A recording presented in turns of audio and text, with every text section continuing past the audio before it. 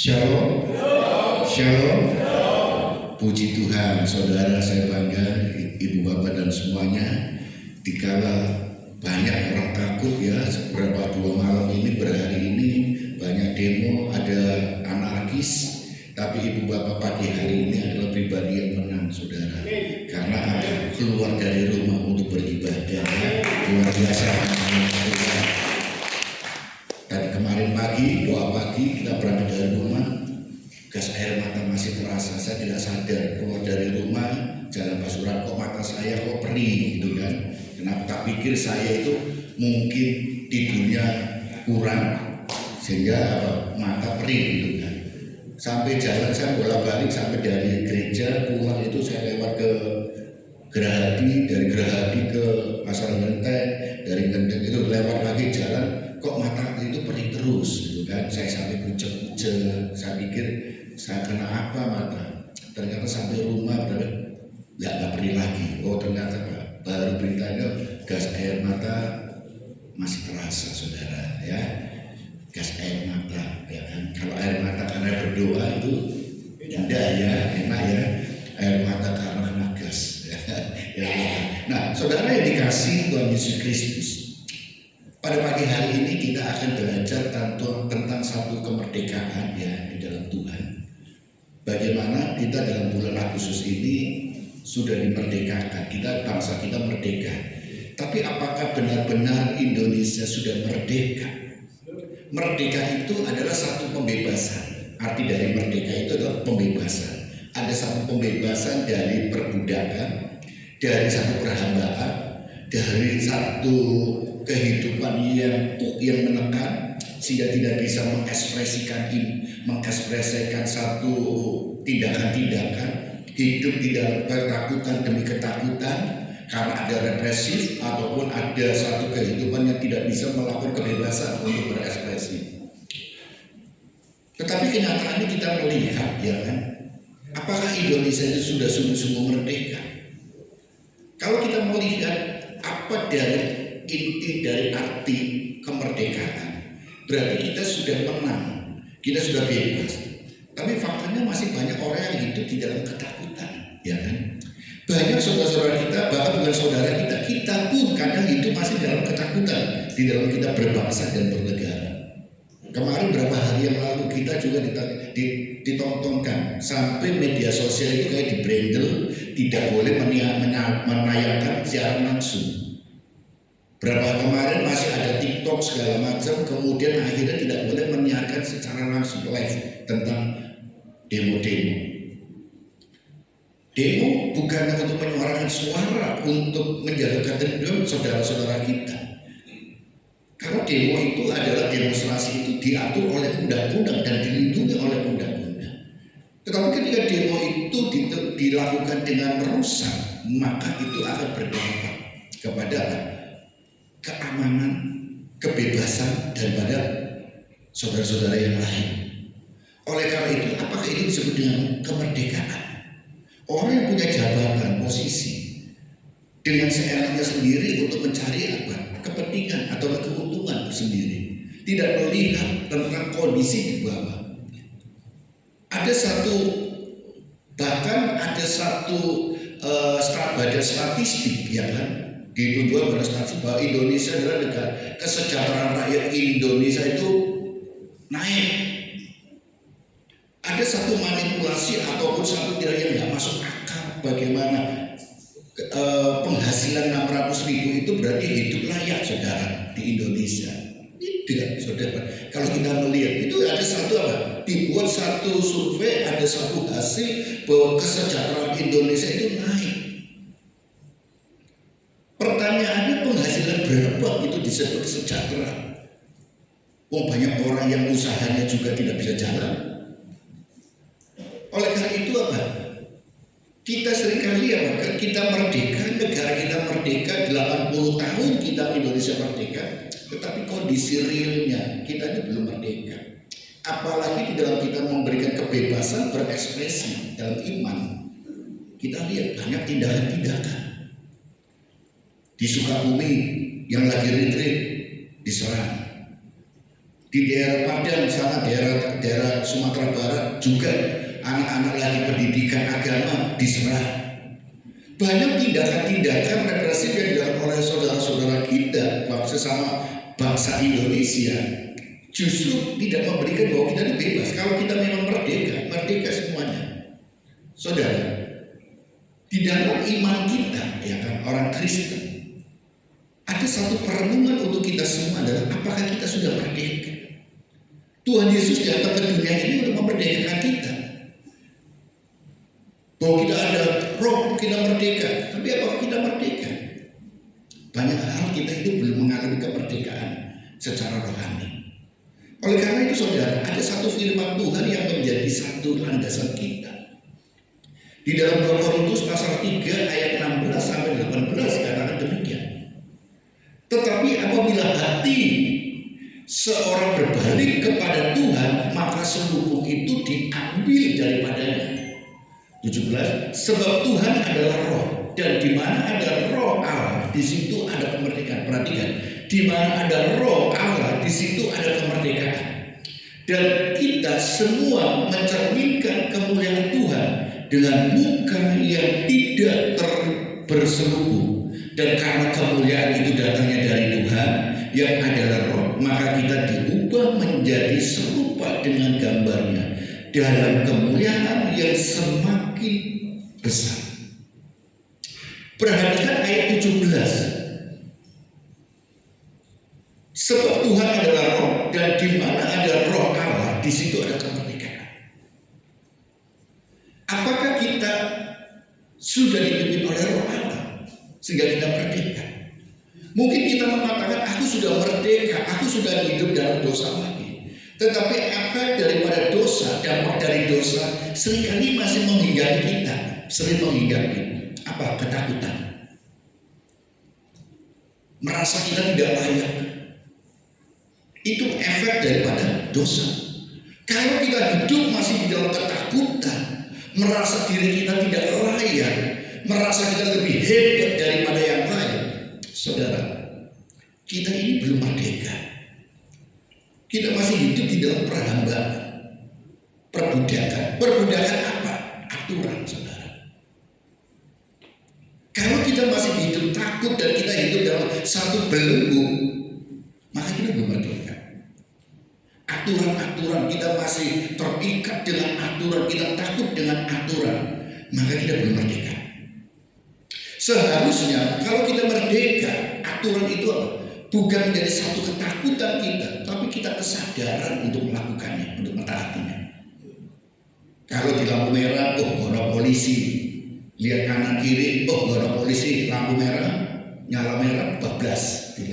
Itu kita belum merdeka. Karena apa? Kita takutnya pada aturan, bukan dengan kesadaran kita. Ada takut ditilang, Tapi kalau kita punya kesadaran, ada lampu merah menunjukkan kalau aku melanggar, aku mengganggu atau mengambil hak daripada membahayakan orang lain. Jadi kita mentaati peraturan itu karena apa? Bukan karena kita takut, tapi kita sadar. Takut dengan sadar berbeda. Untuk kita mendidik anak ataupun kita sedang mungkin cucu kita, kalau kita selalu dengan tangan besi dengan anak ini takut dengan saya, ingat, kalau kita mengajarkan menanamkan ketakutan kepada anak itu akan selalu dampaknya anak itu tidak percaya diri. Maka jangan kita tekankan dengan ketakutan, tapi kesadaran. Kenapa kamu salah? Kenapa kamu ini? Karena kamu melanggar. Kenapa kamu tak hukum? Karena kamu ini. Jadi apa? Kesadaran. Saya teringat saudara, saya tidak pernah, mungkin bisa tanya anak-anak saya, mengajarkan ataupun mendidik dengan awas di situ ada setan, ada setan. Nah, saya pernah cerita ke saudara, pernah malam-malam jam 7 atau setengah 8 anak-anak saya bawa dia kembang kuning saudara di tengah-tengah makam. Karena apa? Itu satu salah komunikasi, miskomunikasi. Saya pikir ada sore-sore jam 3 ada telepon nangis-nangis apa diminta saudara minta tolong ya kan, dia bukan nangis apa, Hansen tolong ini loh apa namanya berbicara tentang mengurusi yang meninggal, ya kan. Ketika ngobrol-ngobrol ngurusi meninggal, waduh, jam 3 ini kami minta dikuburkan langsung.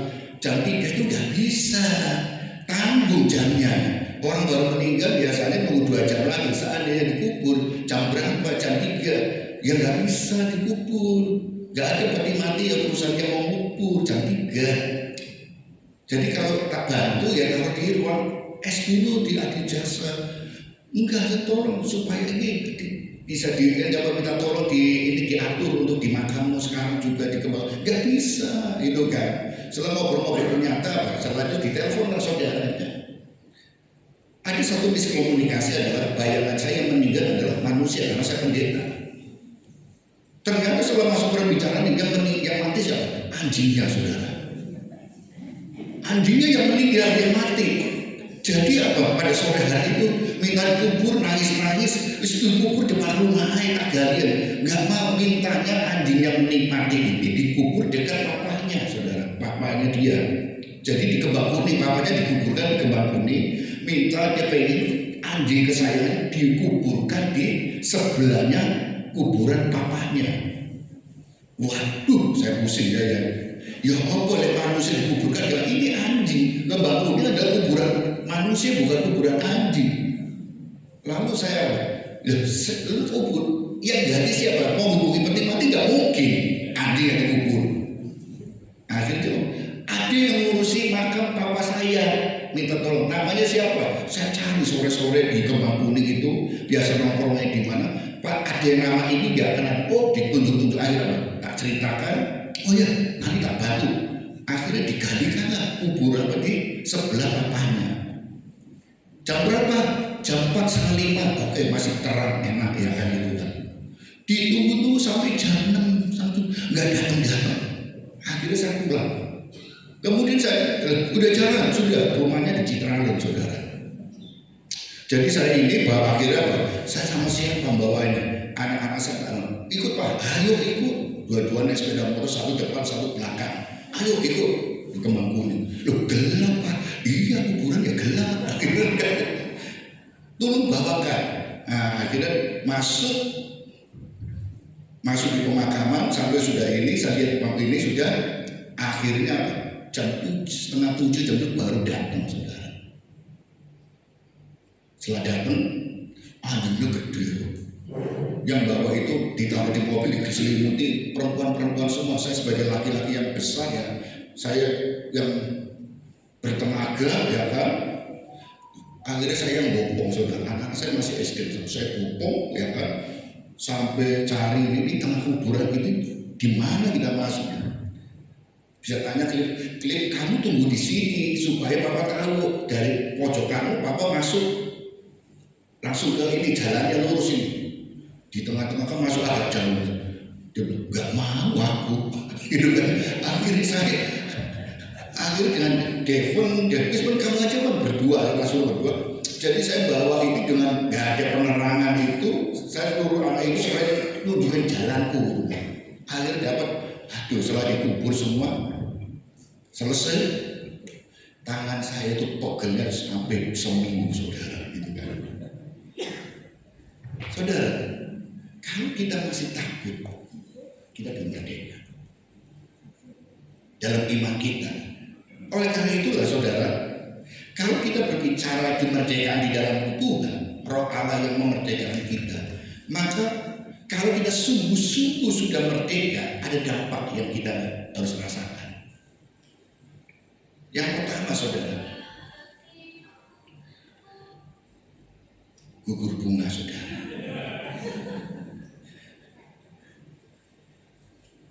Dampak yang pertama, kalau kita memang benar-benar sudah dimerdekakan, Roh Allah itu memerdekakan kita, maka selubung itu dibuka dosa, saudara. Saudara, siapa yang pernah ke Candi Borobudur? Candi Borobudur, atau dengar beritanya aja, baca ceritanya. Tahu kan Candi Borobudur? Tahu kan? Ada di mana? Di mana? Magelang. Magelang, saudara, Candi Borobudur. Ya kan? Candi Borobudur. Nah, ada satu mitos di Candi Borobudur. Ini mitosnya. Ada satu stupa. Di di mana stupa di dalamnya ada patung. Nah, mitos ini mengatakan begini yang beredar. Kalau kamu tanganmu itu masuk dan kamu bisa menyentuh patung di dalamnya, ya kan? Kamu akan apa? Diberkati, ya kan? Itu kan. Kalau kamu bisa menyentuh patung yang ada di dalamnya, kamu dapat berkat, diberkati, entah apa segala macam. Jadi orang tuh berusaha tuh tangannya dimasuk-masukkan untuk bisa menyentuh patung yang ada dalam stupa itu, saudara. Bagaimana menyentuh? Ada yang berusaha, saya waktu itu ingin kecil, nggak iso-iso gitu kan masuk gitu kan. Nah, saudara, demikian juga selubung, saudara. Kalau kita itu analogi, saudara. Tuhan itu kita bisa lihat Tuhan, kita bisa tahu Tuhan itu ada. Tuhan ada. Cuma persoalannya itu kita itu tidak bisa bersentuhan, kita bisa berjumpa, kita berhubungan, membangun relasi karena apa? Ada penutupnya, ada satu pembatasnya. Kalau saya analogikan stupa itu adalah stupa ini batu-bata ini yang menutupinya, hingga kita tidak bisa masuk lewat itu. Itulah dosa itulah yang membatasi kita untuk kita bisa apa? Berhubungan langsung, bersalaman ataupun kita berdekatan. Ya itu kita hanya bisa melihat tapi nggak bisa menyentuh karena ada selubung dosa yang membatasi kita. Dalam perjanjian lama Allah diwujudkan dengan apa? Orang tidak bisa berhubungan langsung dengan Tuhan. Musa ketika dia berjumpa dengan Allah, semak belukar yang terbakar, dia tidak bisa berjumpa. Dia hanya melihat semak belukar aja. Ada dengan apa? Dengan kemuliaan yang silau mata kita, nggak bisa melihat berjumpa.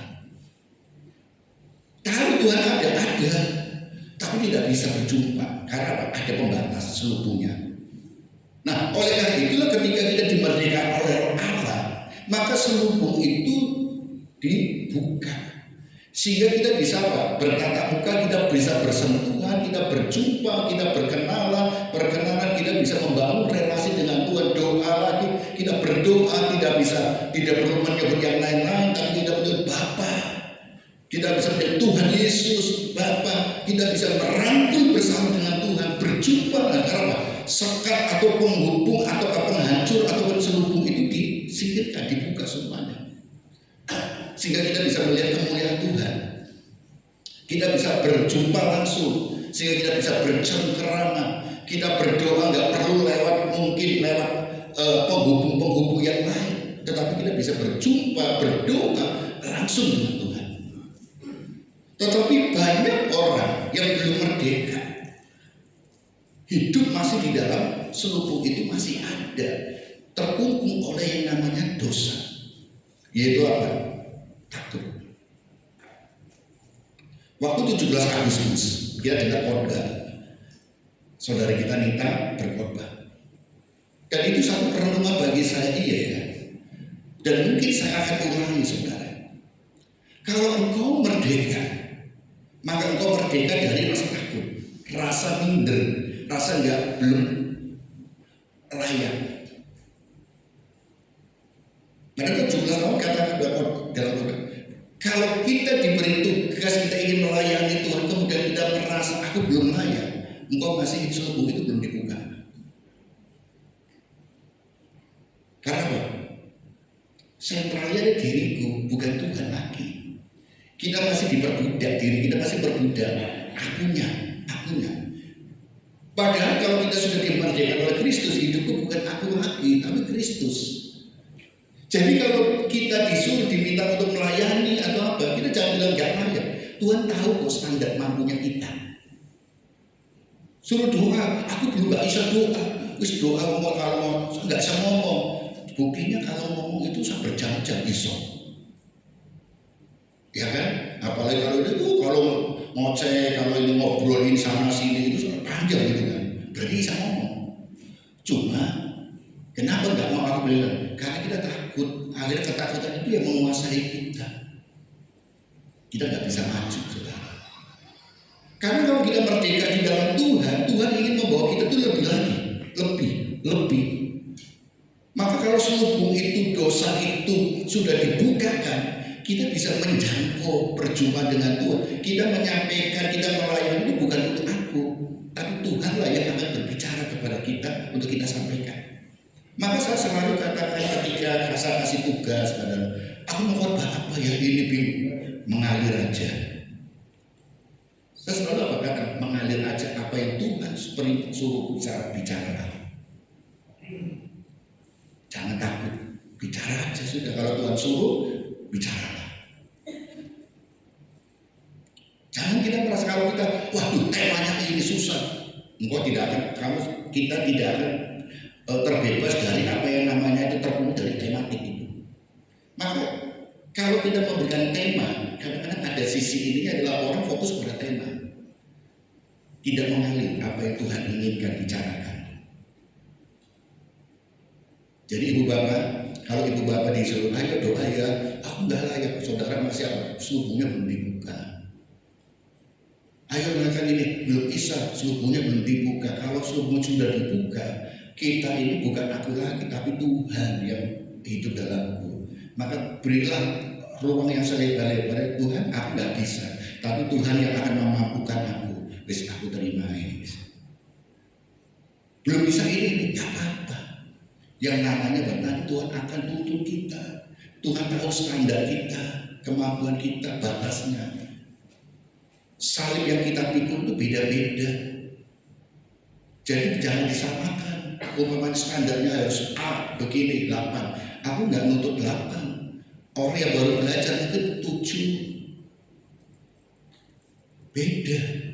Jadi jangan kita mengenuk standar kita ini seperti orang lain. Jangan. Tuhan tahu kemampuan kita, batasnya. Tuhan akan angkat sesuai batas. Tapi kalau kita sudah diangkat, nah itu Tuhan akan naikkan lagi standarnya. Jadi apa? Jurinya, wasitnya, penilainya bukan kita, tapi Tuhan yang menilai. Jadi kalau ini, ayo singar ya, jangan aduh aku gak bisa, aku belum layak, aku hidupnya begini. Ya ampun, kita masih ketakutan, terkungkung belenggu oleh dosa, belum layak. Engkau sudah layak karena kita selubungnya sudah dibuka. Doa ya, aduh agama aku gak bisa doa. Selubungnya sudah dibuka, doa wis. Angel-angel bingung suruh doa syafaat, doa dalam hati ya. Nanti aminnya kencang, amin, dan sudah selesai. Jadi doanya sudah, doanya doa syafaat ya, ya. Dalam nama Tuhan Yesus Kristus, diam aja sudah, dalam hati sudah, dalam hati. Nanti tahu bahwa kalau saudara aminnya terakhir ditutupnya amin, baru ngomong kencang. Jadi kita berhenti. Kalau nggak ada amin kencang, nanti kita doa semua. Nanti yang doa syafaat itu sudah selesai, yang kita masih tutup mata semua. Jadi wis gak apa, doa dalam hati, tapi tolong aminnya, penutupnya yang kencang supaya semua itu bisa buka mata lagi, ya kan? Jangan tutup mata terus, itu kan? Nanti supaya sama-sama, ya kan? Jadi kalau doa kawan dalam diam aja sudah, tidak apa-apa.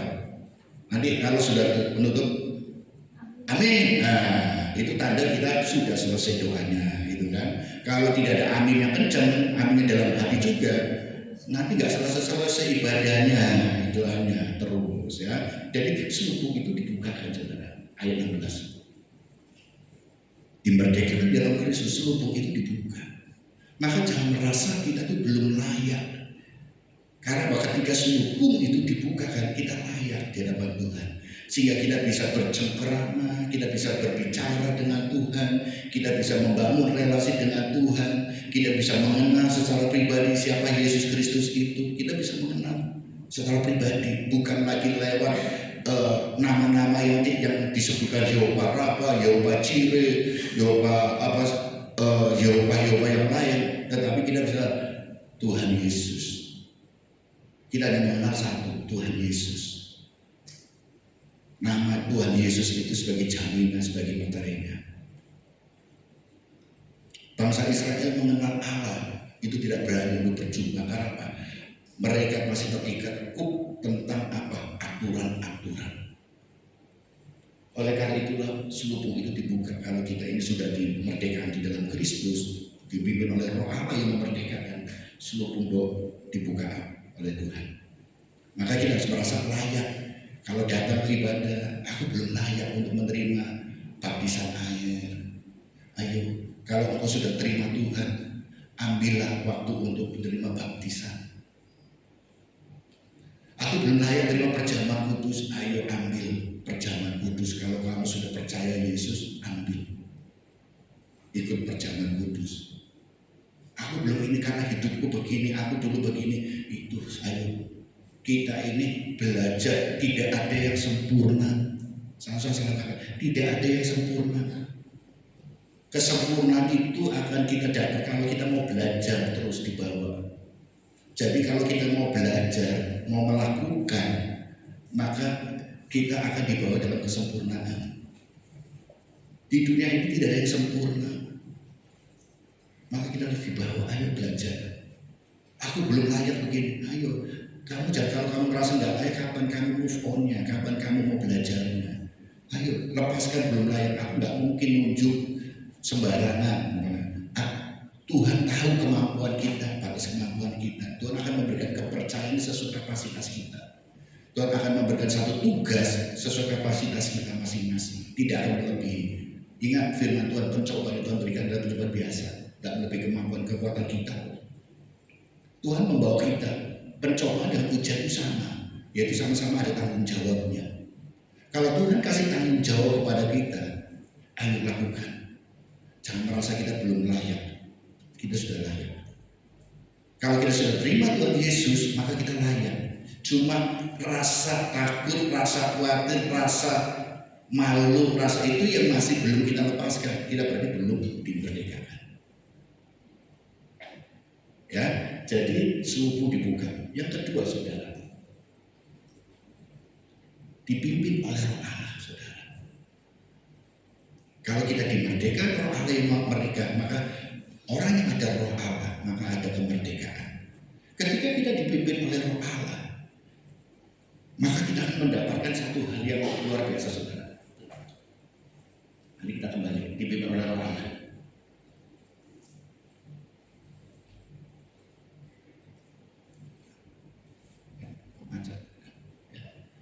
Yang pertama, saudara, dipimpin oleh Roh Allah, ada bersatunya orang percaya dengan Kristus. Kalau kita dipimpin oleh Roh Allah, ada persatuan kita dengan Tuhan. Apakah kita punya persatuan? Kalau kita sudah dipimpin oleh Roh Allah yang merdeka, maka seluruh itu dibukakan, dilepaskan, maka kita bisa face to face, kita bisa berhubungan langsung, maka ada kebersamaan, ada persatuan kita dengan Tuhan. Aku di dalam Dia dan firman-Nya ada di dalamku, menjadi satu. Nah, kalau kita jalani terus, maka kita punya apa? Ada istilah, kalau kita ada saya mengutip istilahnya Kosugi, ada indera ketujuh, saudara. Kosugi itu punya indera ketujuh, saudara. Kalau ada makanan, manggil-manggil makanannya itu. Itu istilahnya Kosugi loh ya, bukan saya ya. Karena Kosugi yang ngomong indera ketujuh. Jadi kalau ada makanan ini, aku rasanya dipanggil-panggil, ada yang manggil-manggil.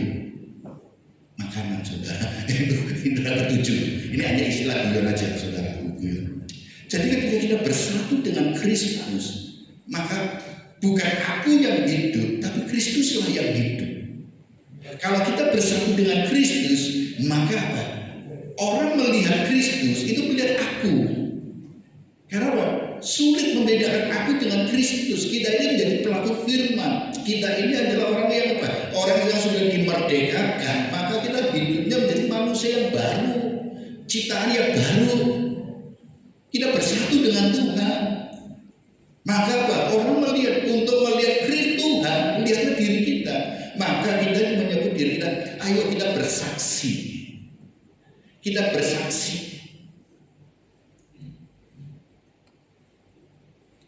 Di dalam doa pagi, ya kan saudara, doa pagi, saya mendengar satu kesaksian dari saudara yang berbicara, yang ngasih renungan, saudara.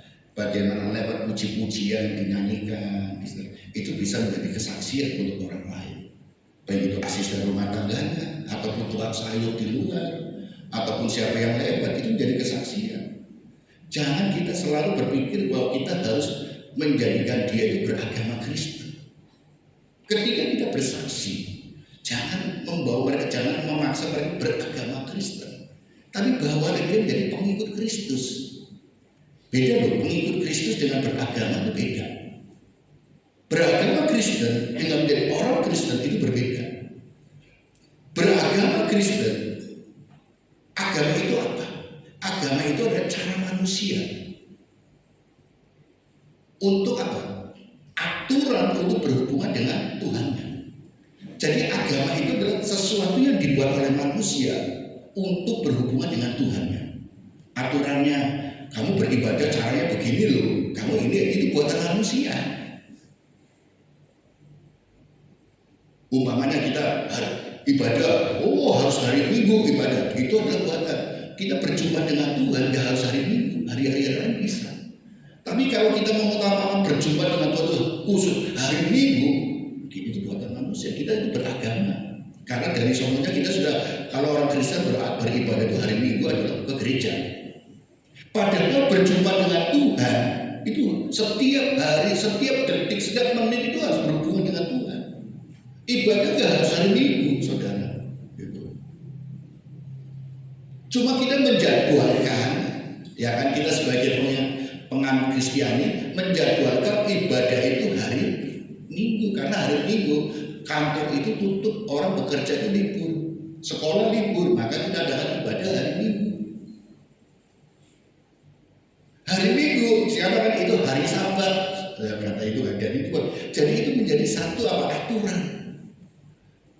Tetapi sebagai orang Kristen, pengikut Kristus, kita nggak terikat dengan aturan-aturan yang ini. Tetapi kita ini apa yang diperintahkan Tuhan kita lakukan, pengikut Kristus. Jadi teladan. Jadi jangan membawa mereka memaksakan itu harus kamu beragama Kristen, tidak. Tapi jadilah mereka pengikut Kristus, meneladani Kristus dalam kehidupannya. Nanti ketika dia menjadi pengikut Kristus, nah di situ kalau kamu ingin menikah, maka di Indonesia hukumnya adalah satu agama. Maka engkau harus sebagai agama, harus sebagai orang Kristen, maka kamu harus apa? Karena undang-undang itu mengatur, istilahnya itu bukan pengikut Kristus tapi beragama Kristen supaya tercatat di KTP, maka engkau harus baptis.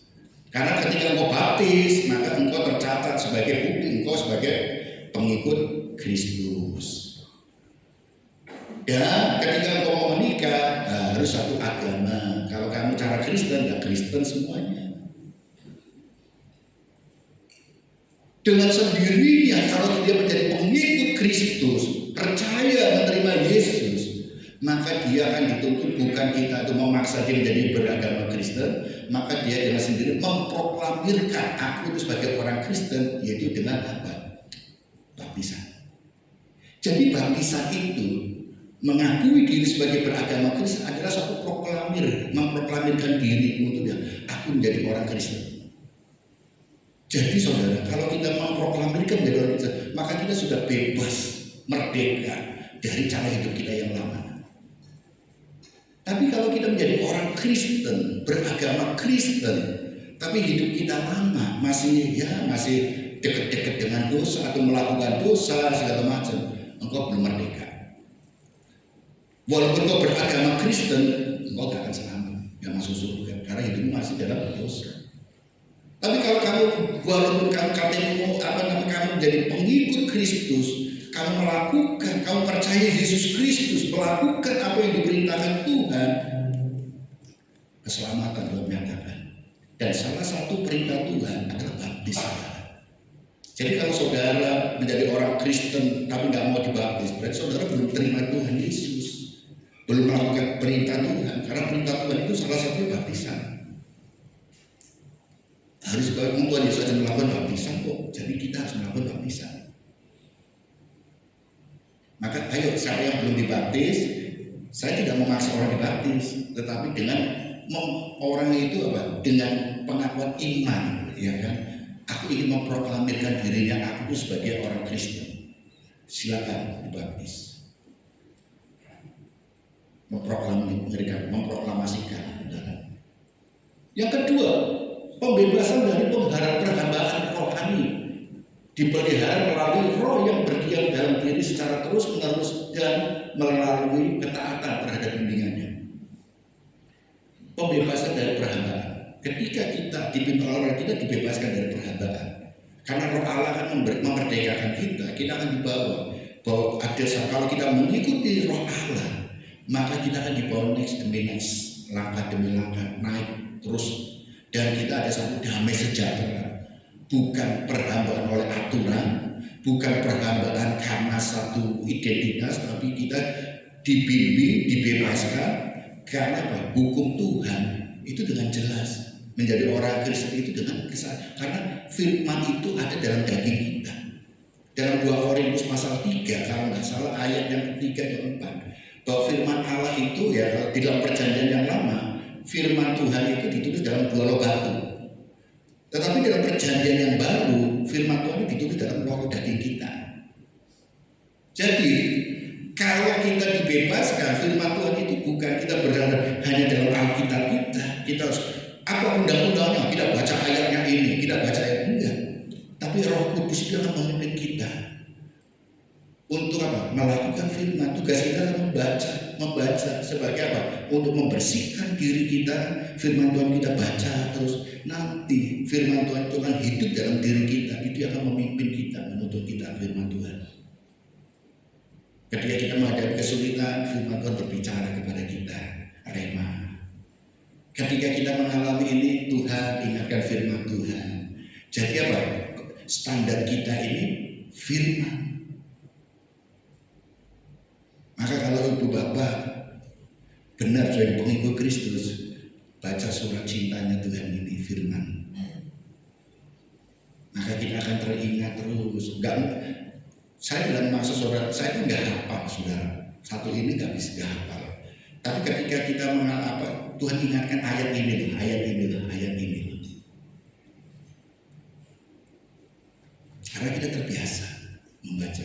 Tuhan akan ingatkan firman Tuhan, ayat yang berbicara tentang ini di mana ya, ini di mana. Coba kita ini, saudara.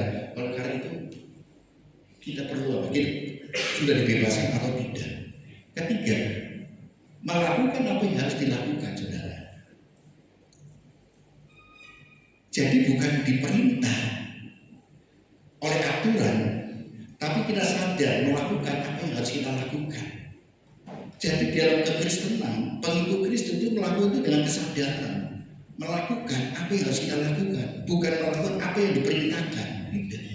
Kalau kita melakukan apa yang diperintahkan oleh aturan, maka kita itu tidak ada suatu pembebasan. Tapi ketika Roh Allah memimpin kita, maka Roh itu yang akan apa? Menuntut kita untuk melakukan apa yang harus kita lakukan. Beda loh, enak loh. Jadi ada tanggung jawabnya. Dengan kesadaran ada tanggung jawab. Kalau anak ya, kita mendidik anak itu selalu diperintah, bekerja, tanggung jawab diperintah. Kamu harus lakukan ini, lakukan ini, lakukan ini.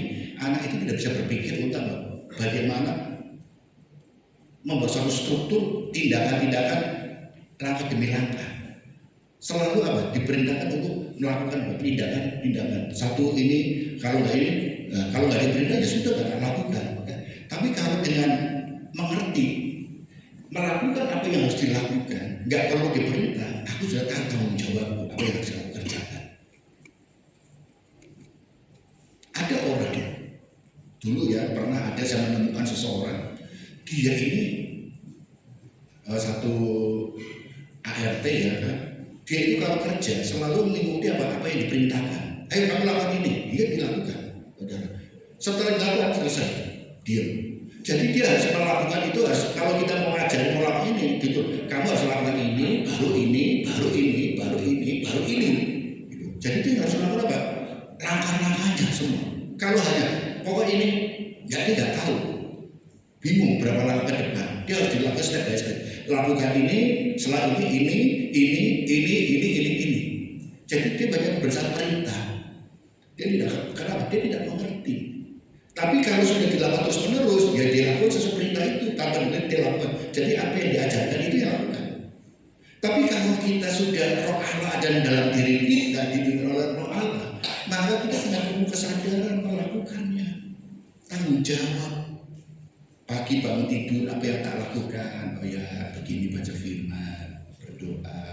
Terus apalagi, oh ya aku harus mandi, aku harus begini. Lakukannya dengan kesadaran. Disuruh mama, disuruh papa, kita melakukan, kita ada kesadaran. Cara kerja, tanggung jawabmu apa, ini bagianmu ini, aku lakukan. Jadi kita, kreativitas kita itu muncul, tidak terbelenggu oleh aturan, perintah, berdasarkan perintah. Kalau mau berhidup berdasarkan pemerintah, levelmu tidak akan pernah naik. Kalau engkau ingin naik, engkau harus apa? Kreatif. Bukan berdasarkan perintah, tapi dengan apa yang harus kamu lakukan. Dan itu saudara akan naik level. Karena apa? Engkau bisa tanggung jawab, dan itu dalam karir pekerjaan itu akan naik. Dalam bisnismu juga akan berkembang. Karena apa? Engkau tanggung jawab dan kamu tahu apa yang dikerjakan. Bukan apa yang diperintahkan, tapi apa yang harus aku lakukan. Kalau kita bekerja berdasarkan perintah, kita selalu anak buah terus, tidak akan pernah jadi pimpinan. Ya, harus atur semuanya, saudara. Yang keempat, saudara, untuk melayani Allah. Jadi kalau dipimpin oleh Allah, maka hidup kita itu untuk melayani Allah dan sesama kita dalam jalan kebenaran. Kita melayani Allah, Tuhan, itu bukan berdasarkan hati nurani. Kita melayani Tuhan, melayani sesama, bukan berdasarkan suka-suka kita, tetapi berdasarkan jalan kebenaran. Firman Tuhan ajarkan apa? Nah ini. Baru yang ketiga, saudara, kita lihat next, yang ini kan. Nah, yang ketiga, dampak dari merdeka dalam Kristus adalah apa? Semakin serupa dan segambar. Hidup kita ini belum sama, tapi kita semakin di bawah. Kalau kita sudah sama, kita ini sempurna. Kita belum. Maka saya menggunakan istilah semakin, saudara. Kita semakin di bawah. Selubung itu sudah dibuka, hidup dipimpin oleh Roh Allah, maka semakin kita serupa. Maka tujuan hidup orang Kristen, kita semua apa sih? Bukan yang kita kejar keselamatan, saudara. Karena keselamatan itu sudah Tuhan berikan untuk kita kalau kita percaya menerima Yesus Kristus. Karena apa? Ketika kita menerima Yesus Kristus, selubung itu sudah dibukakan, dosa sudah ditebus, dosa sudah dilepaskan, kita sudah terlepas dari belenggu dosa, kita sudah dimerdekakan, dan kita hidup di dalam pimpinan Roh Kudus. Nah, pimpinan Roh Kudus itu membawa kita kepada apa? Keserupaan semakin. Maka yang perlu kita kejar, yang kita kerjakan hari ini adalah semakin serupa dengan dan segambar dengan Kristus.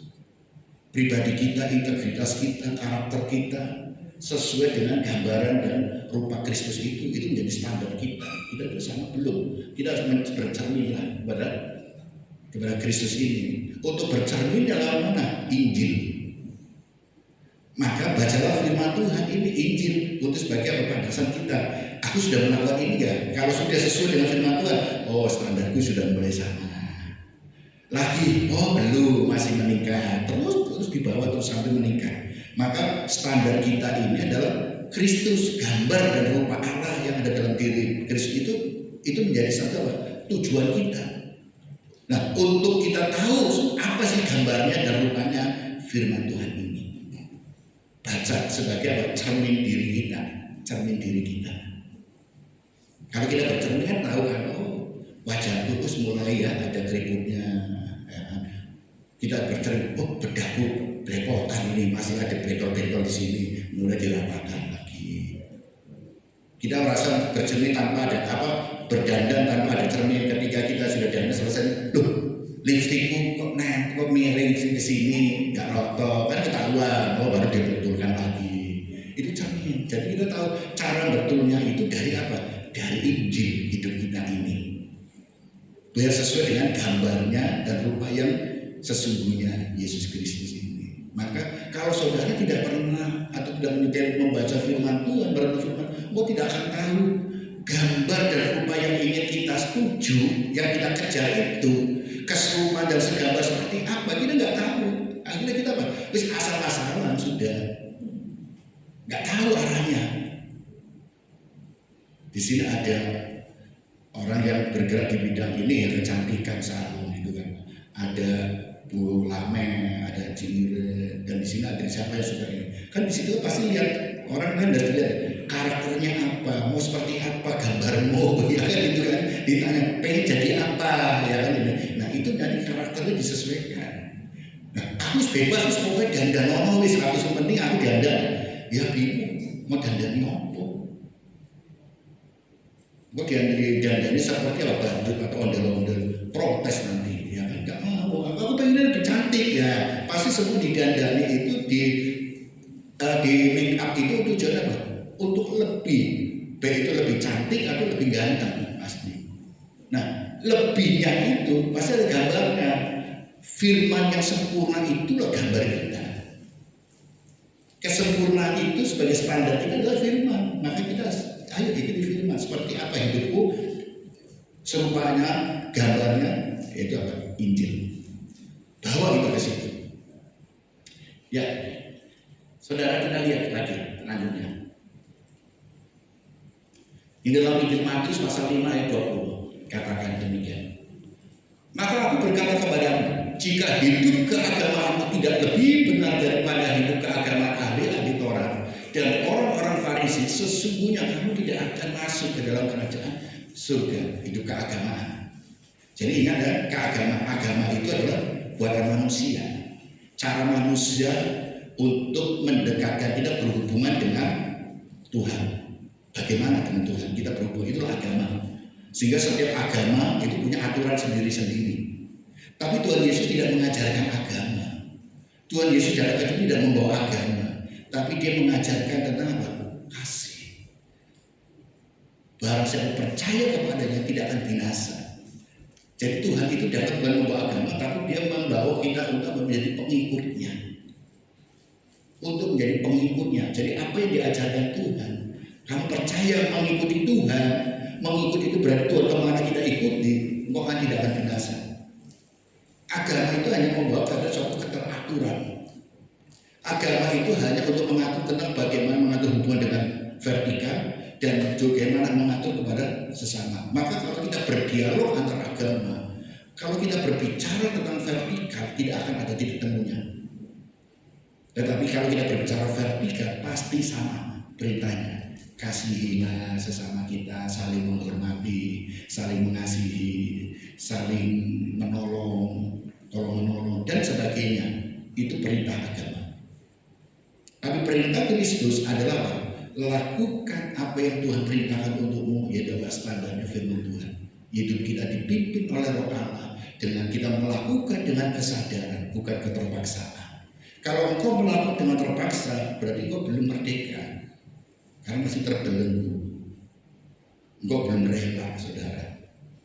Walaupun memang kita kadang-kadang mau nggak mau ya terpaksa tak lakukan ini, tak berikan. Kalau engkau memang diperintahkan Tuhan untuk memberi, berilah. Setelah itu, ojo diingat-ingat. Ojo diingat-ingat. Karena itu membuat kita itu akhirnya kita apa? Aduh, nyesel segala macam. Sudah lepas ya lepas sudah. Kalau enggak kita di hidup itu dihantui oleh kekhawatiran, ketakutan. Padahal kita sudah merdeka. Kalau Tuhan gerakkan untuk kita memberi, berilah. Kalau Tuhan tidak gerakkan, ya sudah jangan. Gitu kan. Maka apa? Perlu ada satu, kalau dipimpin oleh Roh Allah, ada kepekaan. Indra ketujuh ya maksudnya. Indra ketujuh. Jadi kita punya kepekaan. Bukan indera lagi, tetapi kita punya apa? Satu hubungan relasi, karena hubungan itu sudah dilepaskan, dibuka.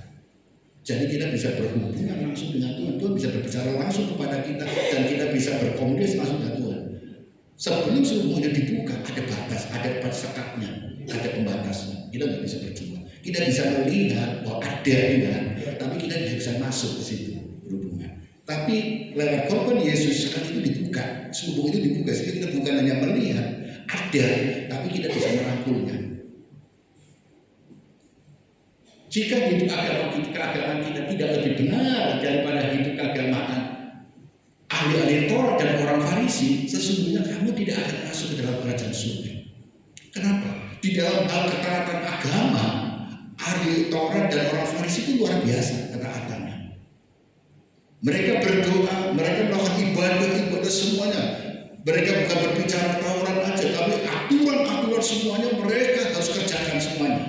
Kalau tidak melakukan aturan itu, tidak akan masuk, tidak sama.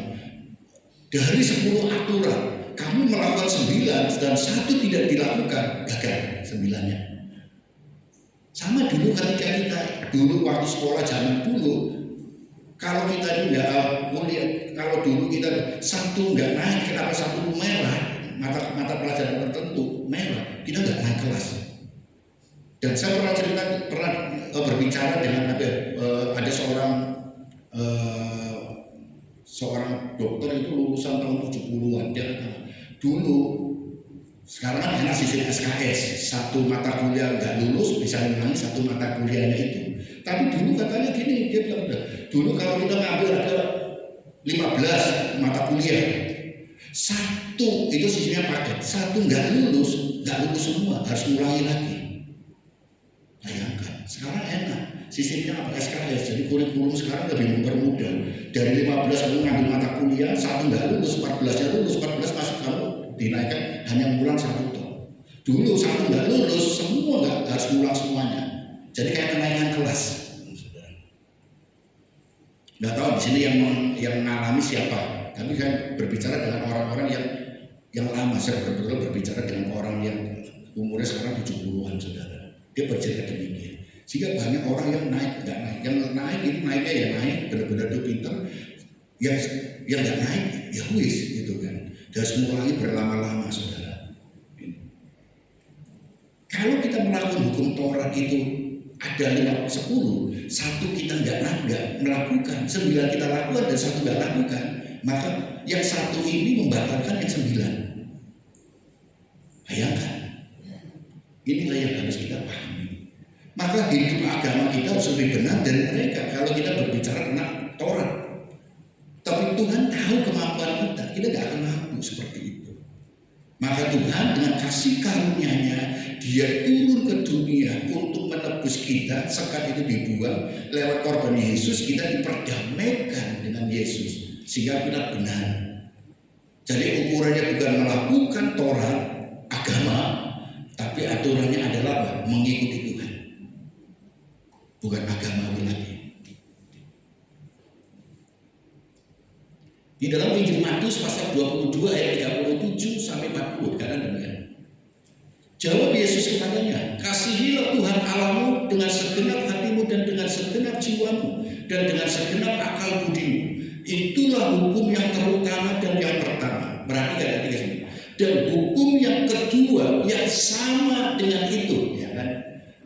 Dan hukum yang kedua yang sama dengan itu, sama dengan ini, ialah kasihilah sesama manusia seperti dirimu sendiri. Pada kedua hukum inilah tergantung seluruh hukum Taurat dan kitab para nabi. Jadi mana yang terutama? Engkau mengasihi Tuhan apa mengasihi sesama? Banyak orang, kasih Tuhan lebih dari segalanya, betul. Tapi bukti kita mengasihi itu adalah mengasihi sesama. Hukumnya sama, saudara.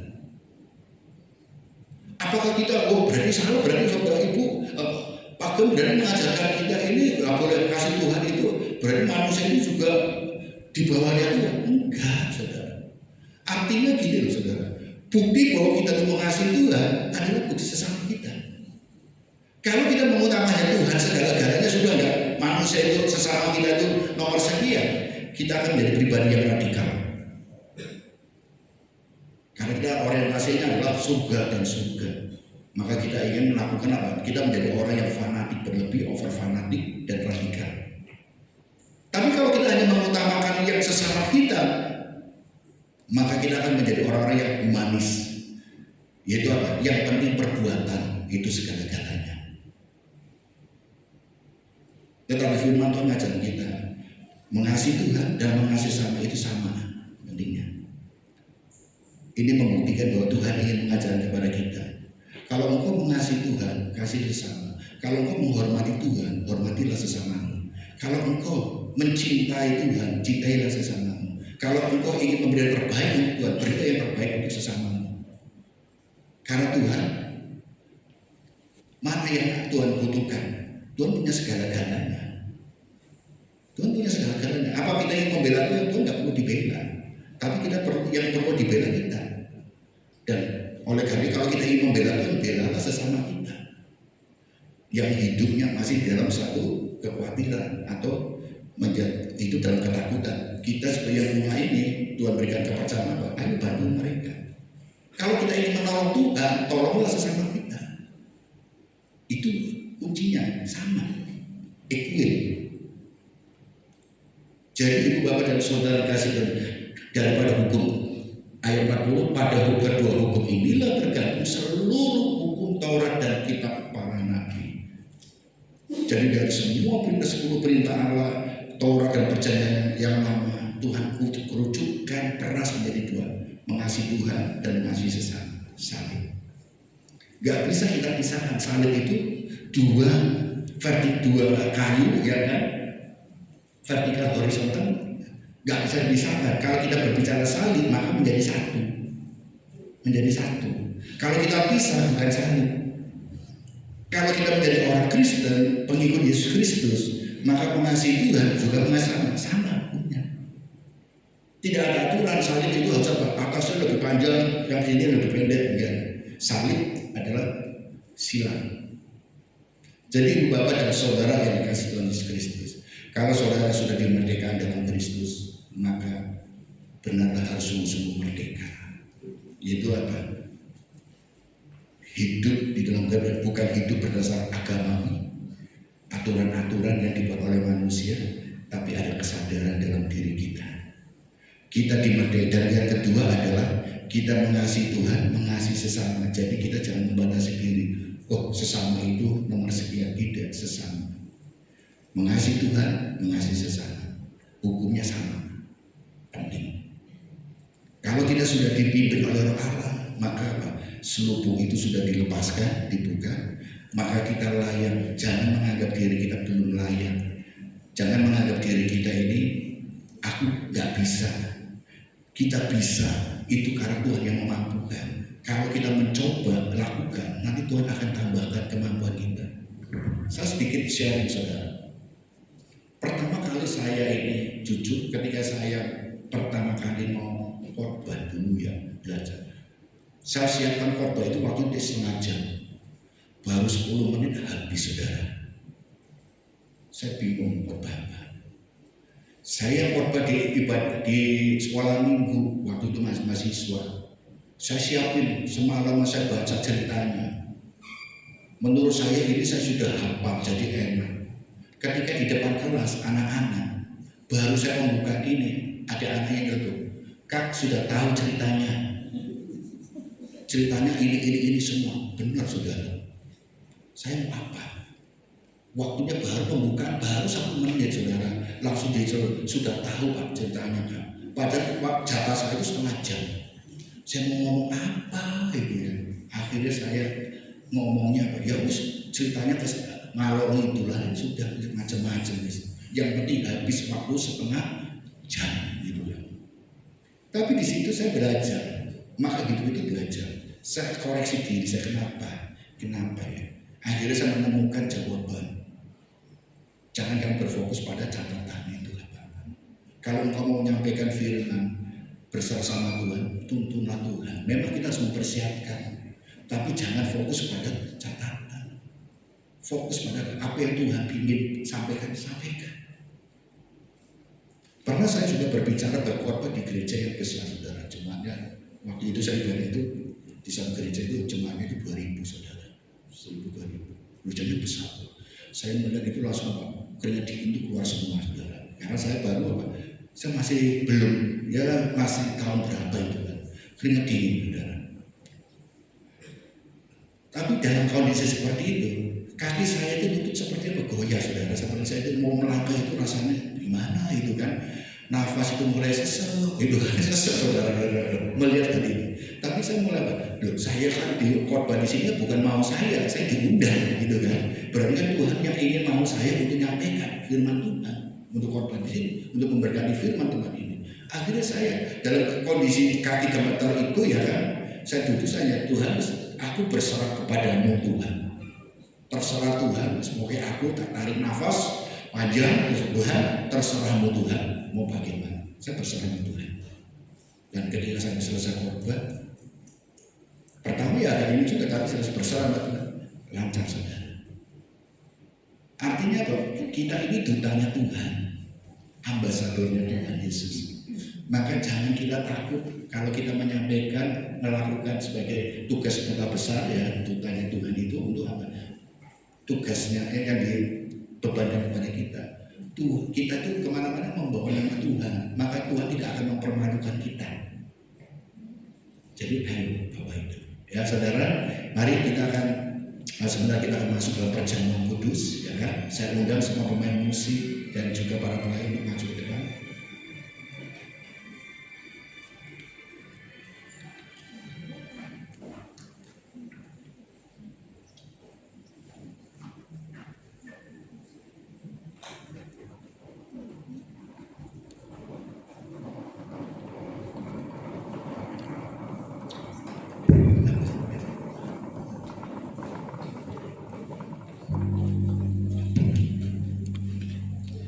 Saya undang Bapak bangkit berdiri semuanya.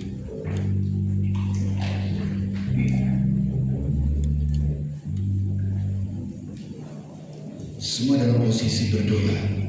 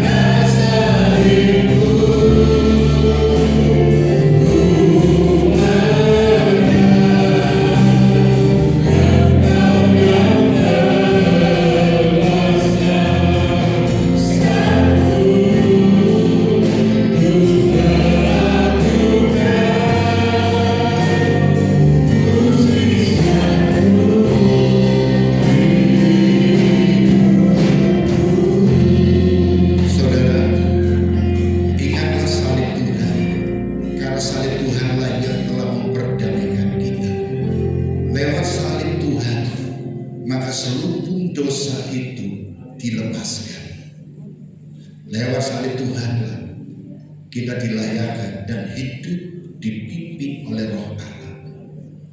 Maka kita tinggal taat setia pada Roh Tuhan, maka hidupmu akan menuju kepada pengharapan. Pengharapan orang percaya adalah semakin serupa dan segambar dengan Kristus. Saudara sudah merdeka di dalam Tuhan, maka buang jauh-jauh rasa belum layak, rasa perasaan kita tidak mampu, perasaan kita masih jauh untuk belum bisa melakukan. Hidupmu ada di dalam Tuhan, Tuhan ada dalammu. Maka tidak ada kata belum layak ataupun tidak bisa, karena Tuhan lah yang akan memimpin saudara. Saudara tinggal katakan, aku siap Tuhan, aku siap. Tuhan memakai saya siap. Maka Tuhan akan bertanggung jawab kepada saudara, akan menuntun, memimpin sampai pada maunya Tuhan, standar Tuhan. Percayalah, ketika kita mengandalkan Tuhan, tidak ada kata gagal atau tidak bisa. Tuhan lewat kasih karunia-Nya akan memampukan saudara untuk melakukan apa yang menjadi perintah Tuhan. Tanggung jawablah apa yang sudah diperintahkan Tuhan dan Tuhan percayakan kepada saudara. Maka saudara akan menemukan, mendapatkan apa yang dijanjikannya kepada saudara. Lewat perjamuan kudus, sebentar kita akan makan roti dan minum anggur sebagai persekutuan dengan tubuh dan darah Yesus Kristus. Boleh menjadikan kita, menyadarkan kita, kita ini mampu dan kita ini bisa bersama dengan Tuhan. Kita pasti sanggup melakukan. Tidak ada kata tidak bisa atau tidak layak, karena kelayakan itu Tuhanlah yang menilai. Ketika Tuhan perintahkan dan mempercayakan sesuatu kepada saudara, artinya saudara sudah layak untuk menerima tugas itu. Terimalah dan kerjakanlah. Tuhanlah yang akan menilai dan Tuhanlah yang akan menuntun. Tinggal kita katakan, aku siap, aku bisa. Itu karena Tuhan. Karena ketika Tuhan memerintahkan kepada kita, nama baik Tuhanlah yang dipertaruhkan. Dan Tuhan tidak mau nama baiknya, nama tercemar oleh hidup kita. Maka mari belajarlah itu. Tuhan kami akan menikmati roti dan anggur sebagai persekutuan dengan tubuh dan darah. Dalam nama Tuhan Yesus Kristus kami berdoa dan bersyukur. Haleluya. Amin.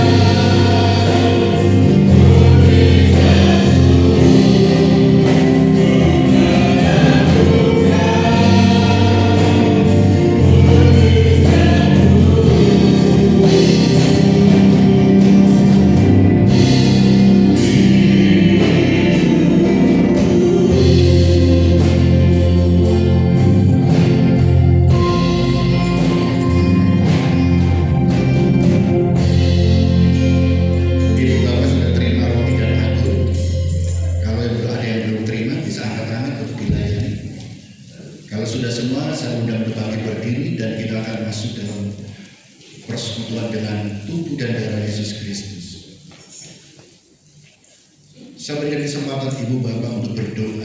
Satu sejenak renungkanlah dan pandanglah salib Kristus, di mana Tuhan Yesus tersalibkan. Lewat salib Kristus itulah kita dimenangkan, dimerdekakan. Oleh salib Kristuslah kita seluput dosa itu dilepaskan, dibukakan, sehingga kita boleh layak di hadapan Tuhan. Kita bisa berjumpa secara pribadi dengan Tuhan, bukan hanya melihat, tapi kita bisa merangkul bersama, berelasi. Firman Tuhan ada di dalam diri kita, dan kita ada dalam Tuhan. Firman Tuhan ditulis dalam roh daging kita, bukan di dalam roh batu. Lewat persekutuan dengan Yesus Kristus, maka hidup saudara ada dalam pimpinan roh Tuhan. Maka saudara akan dibawa kepada satu kemenangan demi kemenangan, damai sejahtera, hidup di dalam satu keintiman dengan Tuhan. Seperti kita dibawa dalam lembah, di dalam satu ladang rumput yang hijau, air yang tenang, air yang jernih. Tuhan adalah gembala yang baik, dan hidup saudara akan dibawa kepada semakin serupa dan segambar dengan Kristus. Kenanglah Tuhan Yesus. Saudara yang dikasihi Tuhan Yesus Kristus, angkat rotimu, dan kita akan makan bersama-sama setelah saya membacakan kebenaran firman Tuhan. Haleluya Tuhan.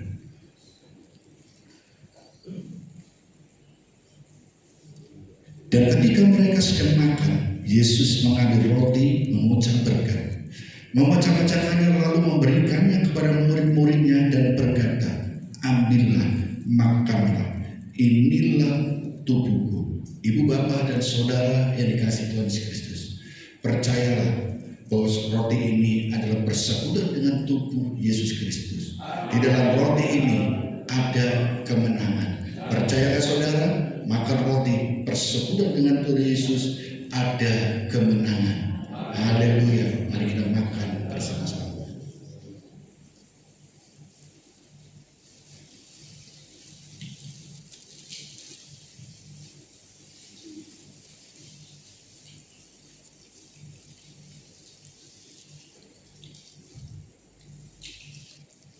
Angkat cawan anggur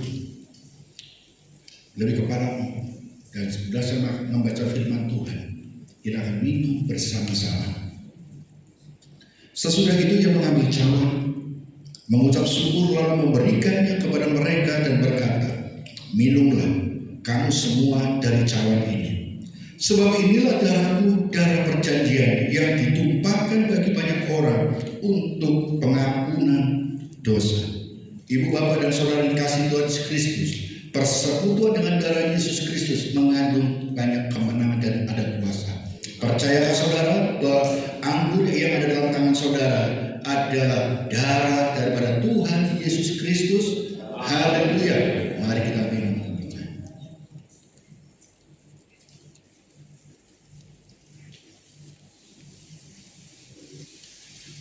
Mari kita mengucap syukur kepada Tuhan. Ucapkan syukur kepada Tuhan. Haleluya, haleluya. Terima kasih Tuhan. Terima kasih Tuhan. Sebab Kau besar, perbuatanmu ajaib, tiada seperti Engkau, tiada seperti Engkau besar. Mari kita nyanyikan Tuhan ajaib, tiada seperti Engkau. Naikkan pujian dengan cara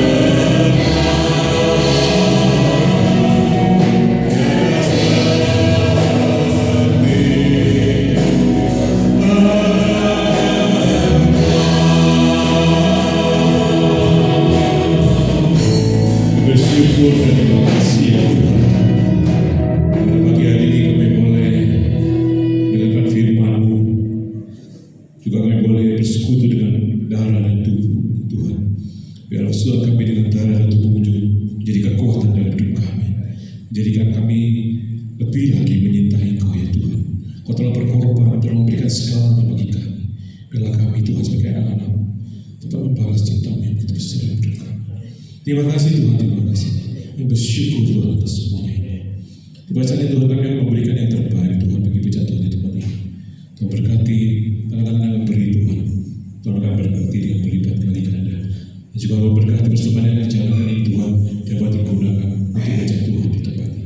Terima kasih Tuhan, terima kasih. Hanya di dalam nama Tuhan Yesus kami berdoa dan mengucap syukur. Haleluya. Amin. Silakan dulu saudara. Percaya kita memberikan persembahan bagi pejatuhan di tempat ini. Persembahan akan dijalankan 2 kali. Hidup benar.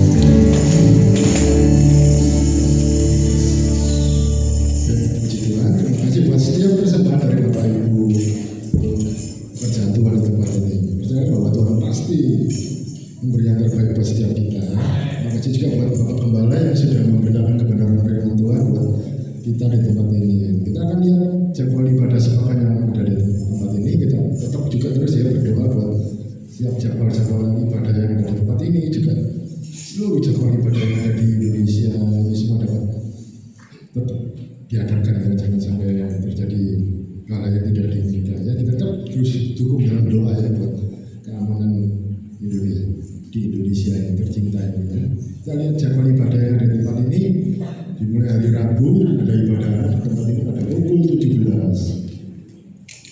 Doa malam Kamis pada pukul 19 tempat ini juga. Sabtu doa pagi pada pukul 5 sampai pukul 6 pagi. Dan Sabtu sore ada ibadah dewasa muda di tempat ini pada pukul 17. Kita akan dilayani oleh Ibu Gembala ya, Ibu Agnes Permana. Dan hari Minggunya pada pukul 8 pagi seperti saat ini tempat ini kita akan dilayani oleh Bapak Pendeta Muda Yohanes Johari.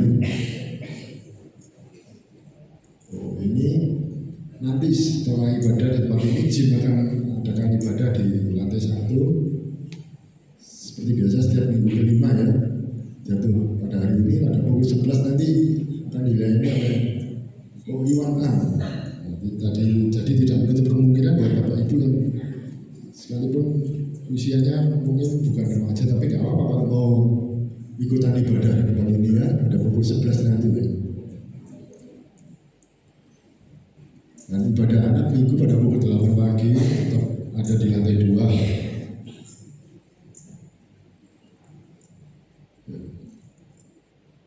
Saya rasa tidak ada pengumuman. Kita akan langsung baca B12 terlebih dahulu ya. 1. Melayani satu sama lain dengan kasih Kristus. 2.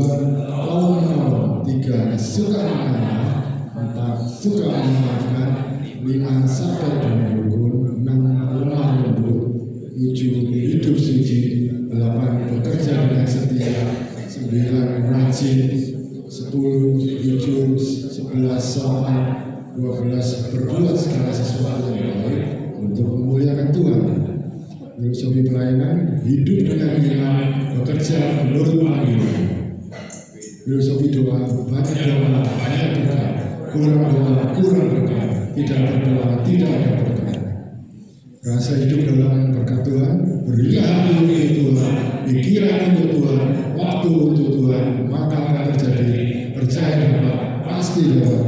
Ya, sekarang akan saya panggil buat teman-teman saudara-saudara semua yang berulang tahun di bulan Agustus ya untuk maju ke depan didoakan oleh Bapak Gembala dan juga akan dapat souvenir dengan kenangan dari gereja tempat ini. Yang pertama adalah Lo Jin. Ya, bisa maju ke depan. Yeing, ada kata Yeing ya, bisa maju ke depan. Yuki Haryono, saudara Yuki ada di mana? Ada di ketemukan. Saudara Richard ada. Nah, Ibu Meti, saudari Ivana, saudari Siaga, bisa maju ke depan. Bapak Lamek, Bapak Subian, Mitsilo, Bapak Herman, dan saudari Retno yang hari ini juga pas berulang tahun. Dan bisa maju ke depan atau mungkin yang belum disebut namanya tapi berulang tahun di bulan Agustus bisa maju ke depan. Siapa?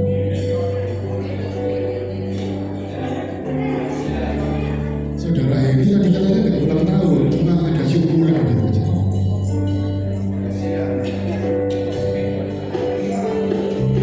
Ya, Bapak memberi doa.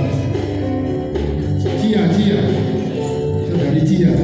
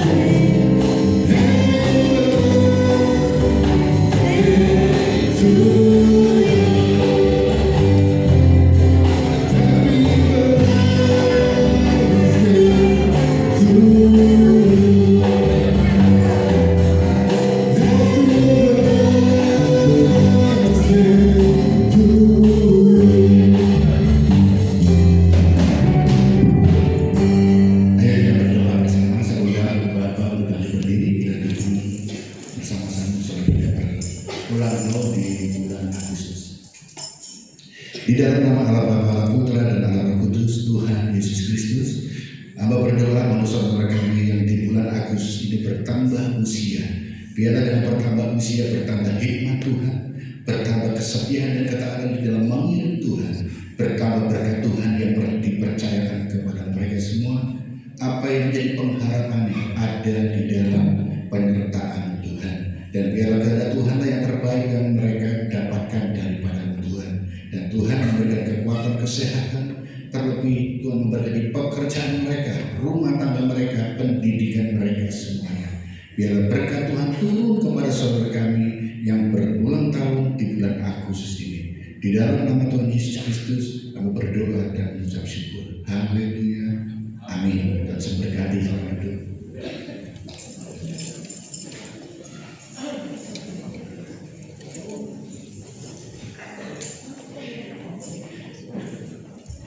Ya saudara, ada beberapa tambahan. Melihat situasi kondisi ya, demo-demo yang ada, jangan lupa tetap berdoa untuk bangsa dan negara Indonesia, dan supaya terjadi keamanan, dan para pemimpin boleh mendengar apa yang menjadi aspirasi saudara kita yang menyampaikan aspirasinya, dan mereka boleh berbenah diri untuk boleh mengkoreksi dan melakukan satu tindakan untuk memperbaiki semuanya. Karena tidak ada yang sempurna, maka kita dukung doa terus supaya tidak terjadi yang tidak kita inginkan. Tetap tahan diri kita ya, tetap tahan diri, jangan mudah terprovokasi, karena arahnya mereka ada yang menginginkan memprovokasi untuk tindakan yang lebih daripada ini. Kita adalah orang-orang yang mengasihi bangsa ini. Jangan kita ini mudah terprovokasi. Tetaplah berdoa untuk keamanan para pemimpin dan juga kita semuanya ada dalam perlindungan Tuhan ya. Dan nanti sebentar ada ibadah gym ya kan, seperti minggu kelima ada di bawah. Ibu bapak yang ingin bergabung silakan, jangan melihat aku udah tua, tidak. Dengarkanlah firman Tuhan, dengarkanlah nanti mereka para generasi kita akan melayani Tuhan. Kita support mereka supaya mereka juga mendapatkan satu dukungan, merasa ada dukungan dari kita. Mereka adalah generasi kita di tempat ini ya. Jadi ayo kita bersama-sama, silakan yang ingin bergabung silakan. Dan sebentar habis ibadah ada latihan kur ya Pak Joni ya. Ada ya di atas ya, di lantai 2 ya. Jadi sebentar ada latihan kur di lantai 2, langsung ya Pak Joni ya. Langsung katanya masuk ibadah, langsung latihan kur di atas ya. Tenang aja, nanti ada surprise-nya nanti ya, surprise-nya ya. Nah, tidak ada pertemuan lagi, saya undang ibu bapak untuk bangkit berdiri. Kita akan akhiri ibadah kita.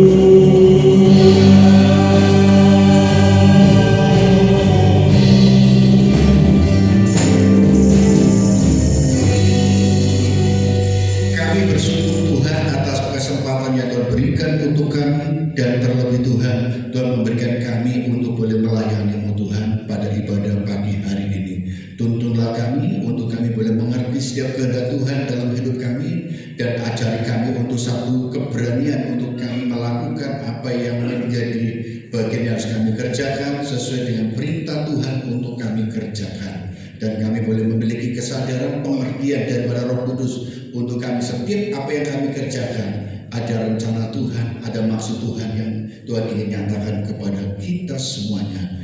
Terima kasih Tuhan memberkati saudara-saudara kami yang hadir pada pagi hari ini. Di dalam setiap pergumulan saudara kami, percayalah Tuhan tidak pernah meninggalkan saudara. Taatlah dan setialah kepada Tuhan sampai saudara menemukan janji Tuhan digenapi dalam hidup saudara. Saudara tidak akan dijadikan sebagai ekor, Tuhan akan bawa sebagai pemimpin, sebagai kepala. Apa yang saudara percayakan oleh Tuhan pada pagi hari ini mungkin itu hal kecil, tetapi setia di dalam perkara kecil, Tuhan akan percayakan perkara-perkara lebih besar lagi. Terima kasih Tuhan memberikan pemulihan untuk kesehatan saudara-saudara kami dimanapun mereka berada. Tuhan memberikan kekuatan dan sukacita dan serat daripada-Mu Tuhan. Kami berdoa bersama-sama untuk bangsa dan negara Indonesia di dalam situasi kondisi saat ini. Hamba tidak tahu apa yang harus kami kerjakan, tetapi kami punya Engkau Tuhan sebagai Tuhan dan Juru Selamat kami. Engkaulah sumber perisai kami Tuhan. Tuhan, kami mohon belas kasihan-Mu Tuhan turun ke bangsa kami sehingga boleh terjadi keamanan di mana-mana. Tuhan memberikan kesadaran kepada para pemimpin bangsa dan para pejabat untuk mereka boleh menyadari mungkin ada tindakan atau keputusan yang keliru. Tuhan sadarkan mereka untuk memperbaikinya. Apa yang menjadi haluan untuk mensejahterakan masyarakat seperti apa yang menjadi amanat undang-undang, biar mereka kembali kepada amanat undang-undang untuk mensejahterakan rakyat Indonesia, bukan memperkaya ataupun membawa pada kelompok atau golongannya masing-masing. Tuhan tolong. Dan untuk orang-orang yang tidak bertanggung jawab dengan merusak apapun, Tuhan tolong sadarkan mereka. Biarlah mereka semuanya boleh menyadari tidak melakukan pengurusan kembali, tetapi mereka boleh memiliki kesadaran apa yang mereka lakukan merugikan kita semuanya. Terima kasih Tuhan. Biarlah Tuhan jaga kami supaya masyarakat Indonesia yang lain tidak terprovokasi untuk melakukan tindakan-tindakan yang anarkis dan merusak. Tapi mereka boleh sama-sama berdoa bersama-sama untuk Indonesia ada pertobatan massal. Terima kasih Tuhan. Inilah menjadi doa kami. Keamanan kota Surabaya kami serahkan dalam tangan-Mu. Terkhusus Indonesia ada di dalam kemuliaan Tuhan. Terima kasih, dan sebentar kami akan berpisah untuk kembali ke rumah kami masing-masing. Sertai dalam perjalanan kami, dan tolong kami dan pimpin kami semuanya. Dan juga ibadah jin, sebentar kami sampai dalam tangan Tuhan.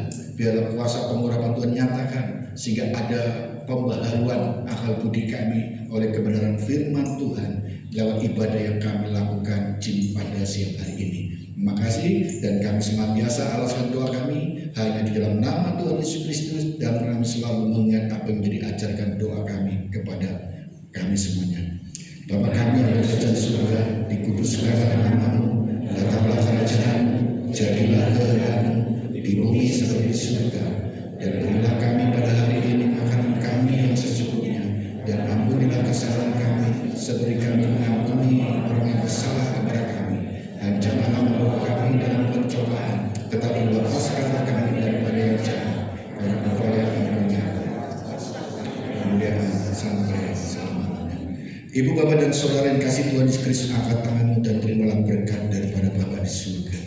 Percaya dan yakinlah, saudara pulang dari tempat ini mengalami satu perubahan, mengalami menerima berkat Tuhan, dan ada satu kemenangan di dalam Tuhan. Damai sejahtera turun kepada saudara semuanya.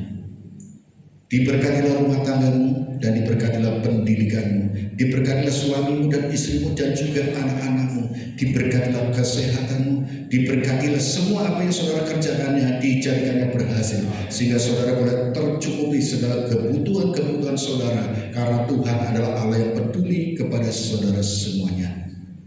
Pulanglah dan terimalah berkat kasih karunia dari Bapa di surga, cinta kasih anak yang tunggal Yesus Kristus, dan persekutuan Allah Roh Kudus menyertai saudara semuanya mulai pagi hari ini sampai selama-lamanya. Di dalam nama Tuhan Yesus Kristus kami berdoa dan mengucap syukur, dan sudah menerima berkat